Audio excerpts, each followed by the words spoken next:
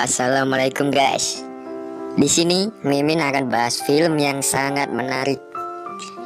Banyak pesan yang terkandung dalam film ini. Film ini menceritakan tentang dua orang yang sedang menjadi bahan percobaan militer. Percobaan ini membuat mereka tertidur selama 500 tahun. Wow, kok bisa ya? Penasaran? Oke, mari kita langsung genjot ke plotnya. Film ini berjudul Idiocracy tahun 2006. Film ini mengisahkan tentang seorang penjaga perpustakaan militer. Dia bernama Joe. Saat itu Joe sedang duduk santai sambil menjaga perpustakaan. Tiba-tiba Joe dihampiri temannya dan ia mengatakan bahwa pekerjaan Joe akan digantikan oleh orang lain, dan Joe mendapat tugas lain dari bos militer. Teman Joe mengatakan bahwa tugas ini sangat rahasia. Akhirnya karena imbalan yang cukup besar, Joe menyetujuinya. Adegan pindah ke ruang rapat yang berisi para petinggi militer. Di sana seorang bos militer menjelaskan tentang misinya. Di sini dijelaskan bahwa ia akan melakukan percobaan kepada manusia. Dia akan menguji coba alat pelindung baru. Sistem kerjanya, alat ini bisa menghibernasi manusia sampai bertahun-tahun dan tidak merubah postur sedikit pun dari manusia itu. Jadi, intinya alat ini membuat manusia menjadi awet muda. Bos ini memilih Joe karena Joe tidak punya keluarga dan belum menikah. Maka resiko pencarian Joe akan terkendali. Joe tidak sendirian. Ia akan melakukan percobaan dengan seorang wanita yang bernama Rita. Rita adalah seorang pelacur yang status keluarganya sama seperti Joe. Dia juga tidak punya keluarga dan belum menikah. Tetapi syarat untuk mengambil Rita adalah bos militer ini harus mengabulkan permintaan dari mucikarinya. Mucikari ini bernama O'Brien. Untuk mendapatkan Rita, O'Brien meminta untuk membebaskan semua bisnis kotornya dari hukum. Akhirnya bos militer ini menurutinya. Adegan pindah ke ruang medis militer. Di sini ada Joe dan Rita. Mereka berdua saling berbicara dan berkenalan. Percobaan pun dimulai. Rita sempat memberontak karena ketakutan. Lalu Joe memberitahunya bahwa ini aman. Mereka hanya perlu tidur, disuntik obat, dan kemudian bangun setelah setahun. Akhirnya mereka melakukannya. Para profesor menyimpan mereka di sebuah kotak yang terletak di ruangan. Adegan pindah ke pos militer. Saat ia lagi bercermin, tiba-tiba ia tertangkap oleh polisi. Ia tertangkap karena terbukti bersekongkol dengan O'Brien, yaitu seorang bandar dan mucikari. Akhirnya semua tim petinggi militer tertangkap semua. Polisi meratakan pangkalannya, termasuk tempat percobaan itu. Polisi resmi merubah tempat itu menjadi pangkalan sampah. Tahun demi tahun berlalu. Semakin lama, kecerdasan manusia semakin menurun, sampai akhirnya wilayah dan orang-orang berevolusi. Dan sekarang ini tahun 2505. Pada masa ini, wilayah Amerika Serikat dipenuhi oleh gunung sampah. Saat itu gundukan itu longsor, dan sampah-sampah masuk ke pemukiman. Longsoran itu membawa kotak yang berisi Joe ke dalam rumah. Dan karena benturan, Joe akhirnya terbangun dari hibernasinya. Rumah itu ditinggali oleh seseorang yang bernama Frito. Saat itu Frito sedang menonton TV, dan Joe bertanya kepadanya. Tapi Frito merasa terganggu dan melempar Joe keluar rumahnya. Kemudian Joe berjalan-jalan di kota. Joe sangat heran dengan kondisi kota saat ini. Orang-orang bertingkah seperti orang idiot. Tak ada rasa saling menghargai di sini.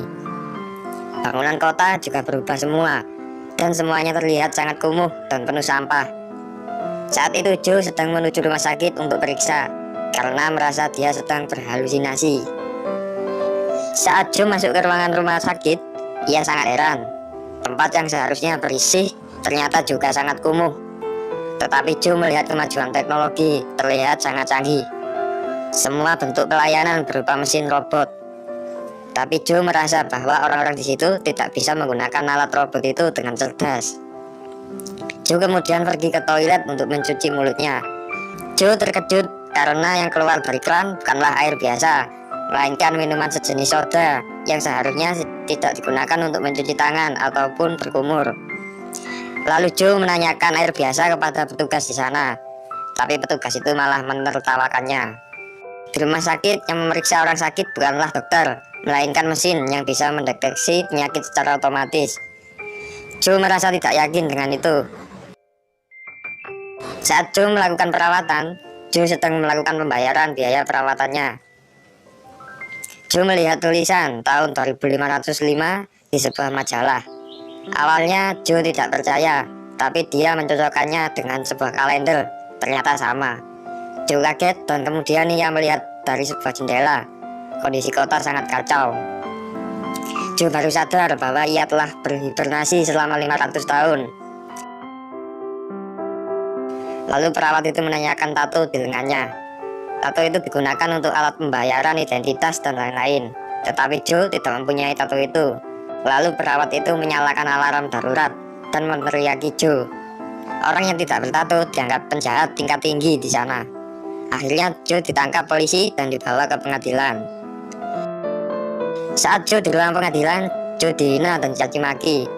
Joe menjelaskan semuanya, tetapi mereka semua terlihat sangat bodoh dan tidak bisa mencerna apa yang Joe katakan.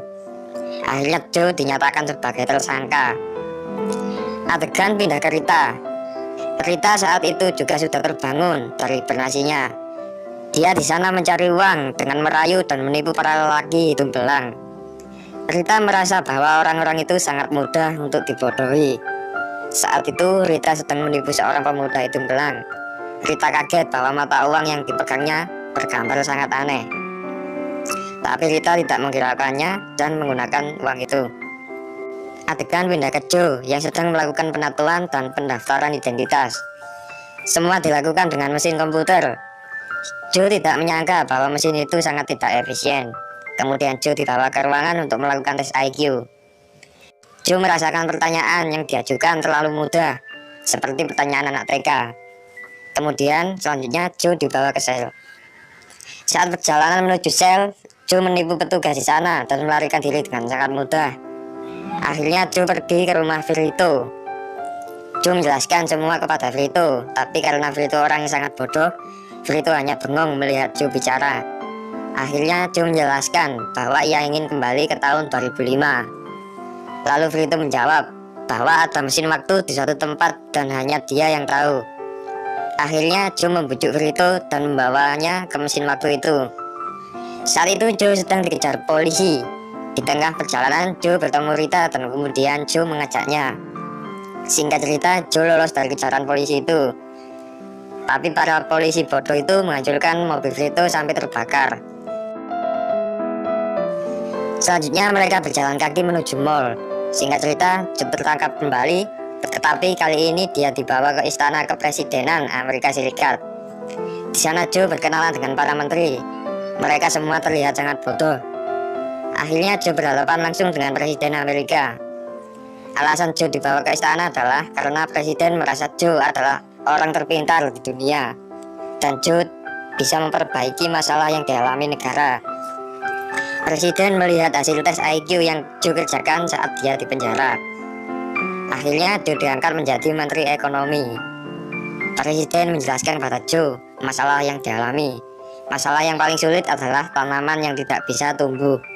Joe menyuruh untuk memanggil Vito untuk menunjukkan peta mesin waktu itu. Adegan pindah ke sebuah ladang gersang. Akhirnya Vito memberikan peta itu secara diam-diam, tapi sayangnya Joe gagal kabur. Akhirnya Joe pergi kembali ke ladang. Joe melihat bahwa tanaman itu disirami oleh minuman soda. Minuman soda itu seolah sudah menjadi air pokok di sana.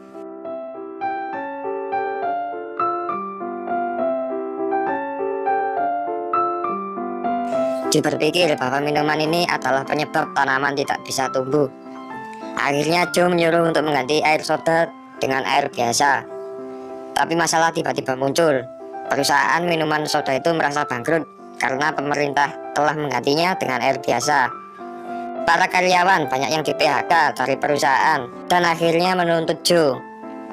Mendengar itu, akhirnya presiden memberi Joe hukuman berat berupa turnamen mematikan. Di sisi lain, Rita melihat tanaman berhasil tumbuh subur. Rita dan Vito pun bergegas menuju ke tempat turnamen. Rita memberitahu presiden, tetapi ia tidak percaya. Akhirnya, Rita menyewa salah satu kamera yang digunakan untuk menyunting turnamen dan menyuruh Vito untuk merekam tanaman itu. Rita langsung bergegas menyadap layar lebar itu. Rita menggantinya dengan rekaman tanaman. Dan seketika Rita berhasil melakukannya. Semua orang menyaksikannya dan gembira melihatnya. Akhirnya Joe pun selamat dari kematiannya. Karena Joe berhasil menuntaskan masalah negara, Joe pun resmi diangkat menjadi Presiden Amerika Serikat tahun 2505. Akhirnya Presiden Joe dan Rita menikah dan mempunyai 3 anak. Joe sempat berpikir bahwa orang bodoh di masa lalu bisa menjadi yang paling pintar di masa depan.